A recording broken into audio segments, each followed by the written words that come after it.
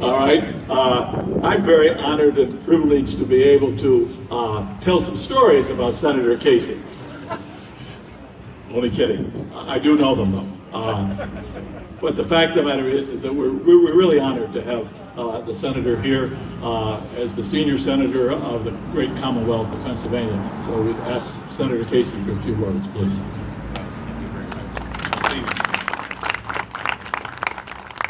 Thank you very much, everyone. I just, because of my age, referred to Monsignor Kelly as Father Kelly. But that's a sign that I've known him a long time. He actually was my religion instructor in high school back in the 1970s. But I'm honored to be with him today, and he told me through Kristen Magnata on our staff that I was not to wear a suit coat.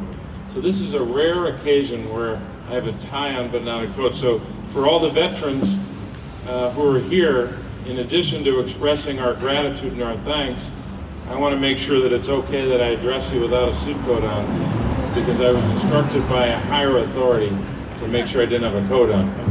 But to the veterans, we want to say this, on this day when we commemorate a few days ahead of time Memorial Day, we want to thank you for your service and what you've done for our country. And I know we say that on a regular basis, but I'm not sure we say it enough, and we should say it every day. There's a great line among many in a great anthem of our country, America the Beautiful. And one of the lines is, "Oh, beautiful for a patriot dream that sees beyond the years." And that's what each one of you did in your own lives. Because you were a patriot, because somewhere in your young life, someone said to you, if you have a chance to serve your country, or if you're called to serve, that you took that responsibility on. And you didn't just do it because someone taught you those values.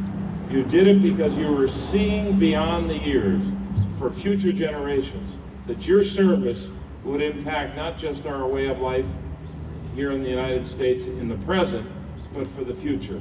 So we're grateful for your willingness to serve your country many, many years ago or more recently. So we're grateful for that. As a public official, one of my obligations is to examine my own conscience, as a Monsignor might instruct me. Examine my own conscience to ask myself whether or not, as a public official, I am worthy of your valor, worthy of your service. My father gave that challenge to all of us as elected officials many years ago, when he was praying for the soldiers going into battle in the Persian Gulf. He said, we pray for them, but we also pray for ourselves that we may be worthy of their valor. I'm not going to talk today about policy, but one of the jobs that I have is to make sure that every day that I serve in the Senate, that I prove myself worthy of your valor. That means voting the right way, voting for programs that will allow you to lead the full life that you're entitled to in recognition of your service to our country. So we're grateful for that, and we're also remembering today those who did not make it home, those who lost their lives in combat. And I know so many people here can point to not just one, but more than one individual that you knew that did not make it home. And I know how much you pray for them and care for them and their families. So we're remembering them on a day like today. And I'm so honored to be here as part of this ceremony at St. Francis Commons and to see the ceremony having a new flag hoisted and to witness that firsthand. I'm grateful and I'm honored. Now I have something to do, and I'll conclude with this.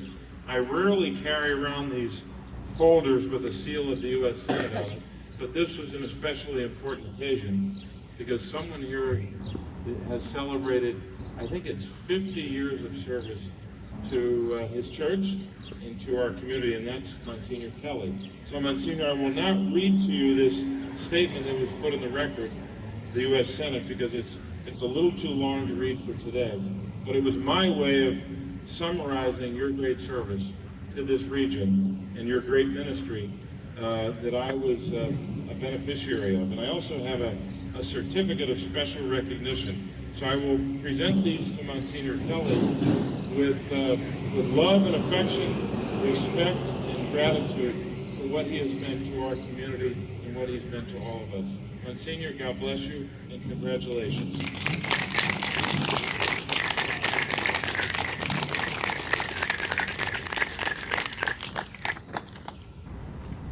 It is with great honor that I introduce to you the Director of Catholic Social Services, Mary Teresa.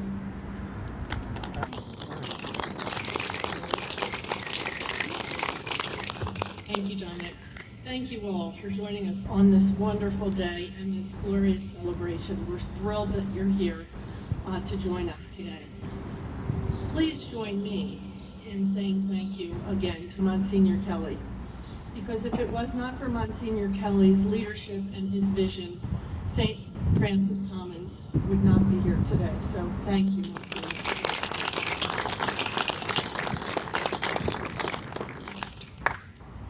I would also ask you to join me in saying thank you to Senator Casey for all of his support, particularly of the veterans.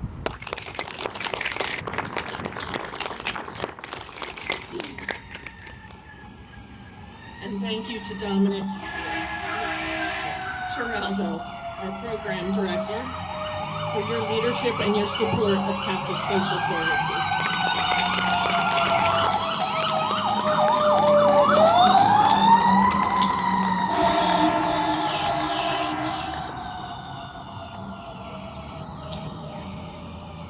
And lastly, and most importantly, I would like to recognize and say thank you to all of our veterans for your service. May God bless you and keep you safe.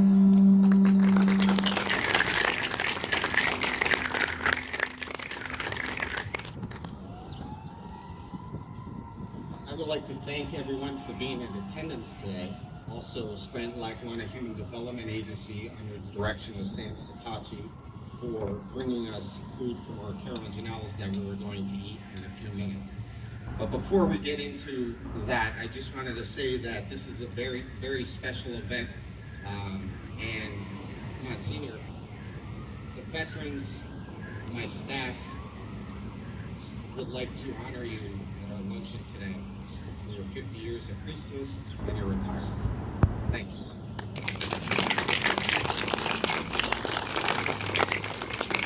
So I'd like everybody to go in and enjoy the meal that we have ready for you. Thank you all.